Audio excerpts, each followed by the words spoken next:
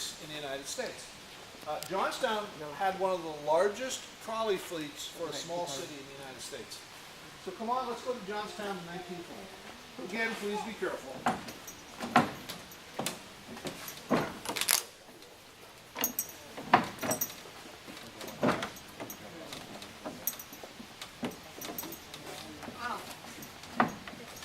This car has not been refurbished. This car is in the condition that we believe it was in when it came from Johnstown. So pretty close to what it was like when it was first built. Notice the wicker seats. The use of wicker was very popular in the early days of the streetcar.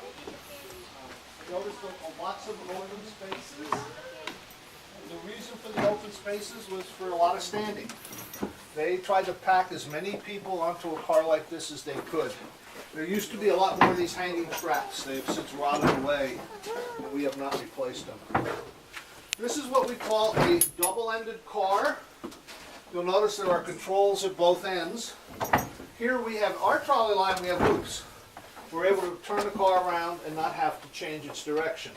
These cars were made so that when they got to a certain point, either the end of the line or the point where they were going to stop, because sometimes they turned around in the middle, they simply reversed the car. The operator would go from one end to the other, the conductor would go to the back, the seats would flip. Now we don't like to flip these seats because the mechanism is old, but these seats would flip.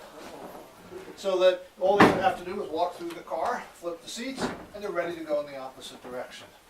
The traditional way that these two-people cars operated, if we were heading in this direction, the motorman would operate the car from the front, the conductor and the fare box would be on the back. The fare box is off of this car. Passengers would board in the back and get off in the front. In this particular car, in many of the old cars, the door controls were manual. So they would use these levers to control the doors. There was a bell, which again has been taken out of the car. There was a string with a bell, and they would pull the string. 2 bells means go, and 3 bells, 1 bell means stop at the next station. The advertising was very typical. Remember pre-television? Yes, guys, there was a day where there was no television.